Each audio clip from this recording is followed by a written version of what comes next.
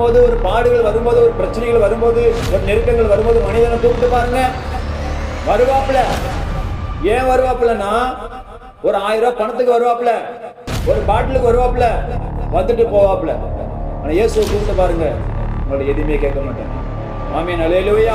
அதனாலதான் ஆண்டவரே சொல்றாரு, ஆபத்து காலத்துல உங்க வாழ்க்கையில என்ன ஆபத்து வருதோ, என்ன போராட்டம் வருதோ, என்ன உபத்திரம் வருதோ, மனிதனையும் அல்ல, சொந்த பந்தத்தையும் அல்ல, உறவுகளையும் அல்ல, அந்நியரையும் இல்ல, புறஜாதிகளும் அல்ல, தேவனை நோக்கி மட்டுமே கூப்பிடுங்க. ஆமென், அல்லேலூயா. அது என்ன கஷ்டம் வந்தாலும் சரி, என்ன பாடுகள் வந்தாலும் சரி, என்ன உபத்திரம் வந்தாலும் சரி, நீங்க கூப்பிட வேண்டிய உங்க ஒரே ஒரு காரியம், இந்த உலகத்துல ஒண்ணே நீங்க கத்துக்கங்க, ஆண்டவரை நீங்க முதல்ல கூப்பிட கத்துக்கங்க. ஆண்டவரை முக்கியத்துவம் கூட அப்ப கத்துக்கங்க. முதல்ல ஆண்டவரை உங்க வாழ்க்கையில நிறுத்துங்க.